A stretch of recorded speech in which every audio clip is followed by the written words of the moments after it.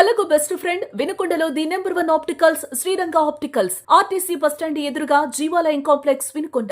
I checkup కోసం ఇప్పుడే Sriranga opticals ని సంప్రదించండి. కలకాలం కలిసి ఉండాల్సిన కొందరు భార్యాభర్తలు కలహాల కాపురంతో ఇంటిని కుంపటిగా మారుస్తున్నారు. కుటుంబాలను బజారుకిడుస్తున్నారు. పరస్పర వివాదాలతో దాంపత్య జీవితాన్ని నరకప్రాయంగా మార్చుకుంటున్నారు.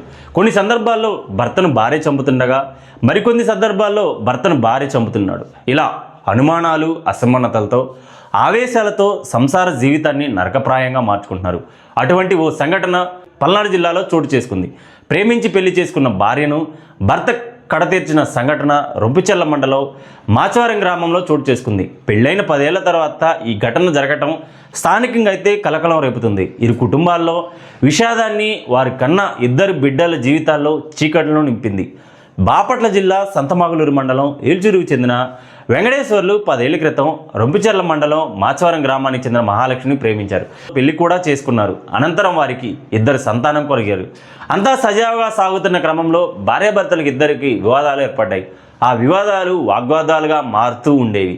ఈ క్రమంలో మహాలక్ష్మి 3 నెలల క్రితం మాచవరం గ్రామంలో ఉంటుంది. ఇద్దరి మధ్య దూరం పెరగడంతో పాటు వెంకటేశ్వర్లు కోపానికి గురయ్యాడు. మాచవరం గ్రామంలో భార్య అయితే ఉంటుంది. ఆమె కోసం ఆదివారం ఉదయం వెంకటేశ్వర్లు వెళ్ళగా ఆ గ్రామం నుంచి సంతమగలూరు తీసుకువెళ్లే క్రమంలో మాచవరం శివార్లో ఉన్నటువంటి ఒక దట్టమైన ప్రాంతంలో మహాలక్ష్మిని తీసుకువెళ్ళాడు. అక్కడ వారిద్దరికీ గొడవ అయితే ఏర్పడింది.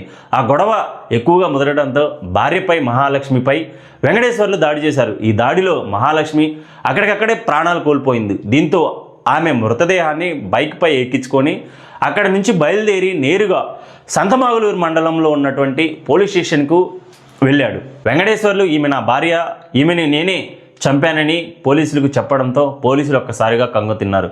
దీనిని మొత్తం సమాచారం సేకరించి పోలీసులు దర్యాప్తు జరగగా వీరిది రొంపిచెర్ల మండలం మాచవరం గ్రామం అని సమాచారం రావడంతో పోలీసులు, సంతమాగులూరు పోలీసులు రొంపిచెర్ల పోలీసులకు సమాచారాన్ని అందజేశారు.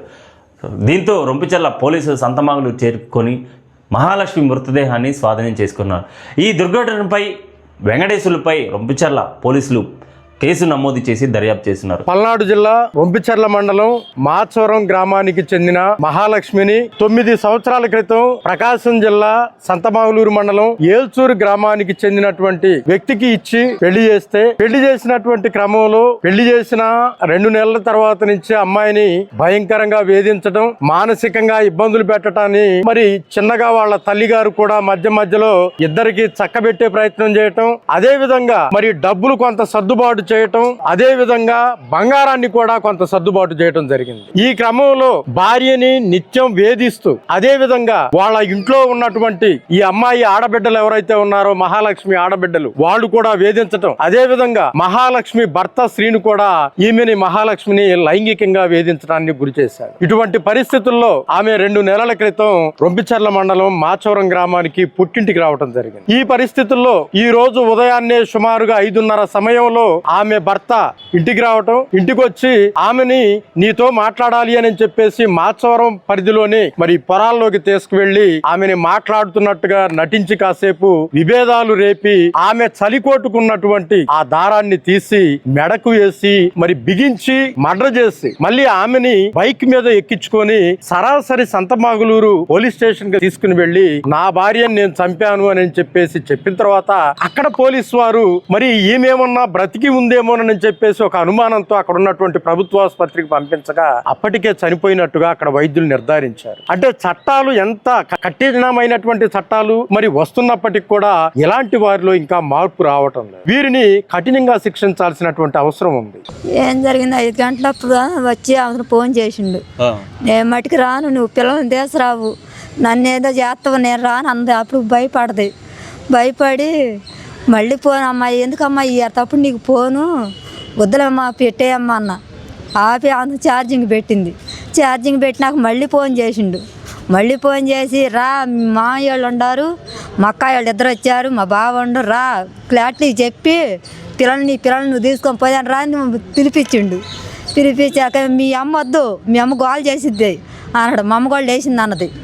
మీ అమ్మ వద్దు గోల్ చేసిద్ది అన్నాళ్ళకే గడి పెట్టారు, 2 కలిసి గడి పెట్టారు. నేను ఎనపాకిలు తీసుకొని ఇటు చుట్టూ తిరిగి వచ్చే వాళ్ళకే వీళ్ళు బాగానే పోయారు.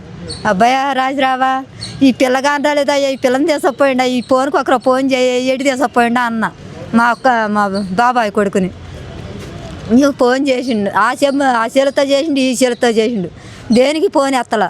ఫోన్ ఎత్తపరిగా ఒక వాళ్ళు అత్తళ్ళ ఇంటికే పోతారులే, ఏడో పోతారు, పిల్లల కాడికే పోతారులే, ఇటు రాలేదప్ప అన్నాడు. సరేలేండి నేను ఇంటికి పోయిన కాసేపటికి మా మేనకోళ్ళు వచ్చింది. అత్తమ్మ మహాలక్ష్మి లేదా అత్తమ్మ చంపేసిందంట అత్తమ్మ అనేది. నా గుండె పగిలిపోయిందయ్యా. ఎవరు చెప్పారమ్మా అన్న? మా ఆయన మరలేగా చెప్పాడు. ఏందమ్మ ఎట్టేట జరిగింది తల్లి, ఇప్పుడే నమ్మపోయింది అన్నానమ్మా. ఏల్చూరయ్యా. ఏం చేస్తాడు అబ్బాయి? బేకరీ పని పిల్లని 13 సంవత్సరాల పిల్లని అల్లాడిచిండమ్మా. 9వ తరగతికి చేర్చాను ఆడ నేను. 9వ తరగతికి అని చేర్చి ఇంకా 10లో కూడా ఆడనే చదివితే నీకు సీటు ఇచ్చేది అన్నాడు మాస్టారు. సరేలే నా 2 కూడా చదివిద్దామని 10లో చేర్చే సగం చదివింది. సగం చదివి బైక్ నిలేసిండంట సైకిల్ బానేకుండా. నా పిల్లని హైదరాబాద్ దేశపోయేది ఎందుకు, నా పిల్లని చంపేసేది ఎందుకని ఆ 2 పిల్లల్ని చేసినందుకు నా పిల్లని బలి చేసి పెట్టారయ్యా. ఈ హాస్పిటల్నే నా బిడ్డ పీటగా కడుపులు చేసుకుందో. ఎంత అన్యాయం చేసి పెట్టారు నా బిడ్డను. చిందయ్యా తీసుకురాలేదా, రేపు తీసుకొస్తాం మాపు తీసుకొస్తాను, ఫోన్ మాట్లాడుకుంటున్నారే కానీ ఇట్ట జరిగిద్దని నేను అనుకోలేదయ్యా. 1 నెల ఇంటికాడే ఉంచుకొని నేనే తెలంగాణ పత్తి పోయి పట్టు తెప్పలకు తెచ్చుకున్నారయ్యా. 5:30కి వచ్చి ఏడనేమన్నారు, రా బయలుదేరి నెక్లాట్లు చెప్పు నాకు ఎడాకులు ఇద్దాను రాని అంటే, ఆమె నేను దొంగలాగా ఇంట్లో ఎందుకు ఉండాలి, నేను మళ్ళీ వస్తానని వచ్చిందమ్మ మేనమాలు ఉండారని. ఆ మేనమాలు కలవకుండా తీసుకుపోయిండు, అమ్మ ఏడు తీసుకుపోయిండు. ఇటువంటి సంఘటన పల్నాడు జిల్లాలో జరగడంతో పాటు ఒక్కసారిగా ప్రజలందరూ కూడా భయభ్రాంతులకు గురయ్యారు. ఎందుకంటే ఇటువంటి సంఘటన సినిమాల్లోనే చూస్తాం. అలాంటి ఘటన ఒక రియల్గా పల్నాడు జిల్లా ప్రాంతం, అదేవిధంగా సంతమాగులూరు, ఈ 2 ప్రాంతాల మధ్య జరగడంతో పాటు ఒక్కసారిగా జిల్లా ప్రజలు, పల్నాడు జిల్లా ప్రజలు, అదేవిధంగా ప్రకాశం జిల్లా ప్రజలందరూ కూడా ఒక్కసారిగా కంగు తిన్నారు.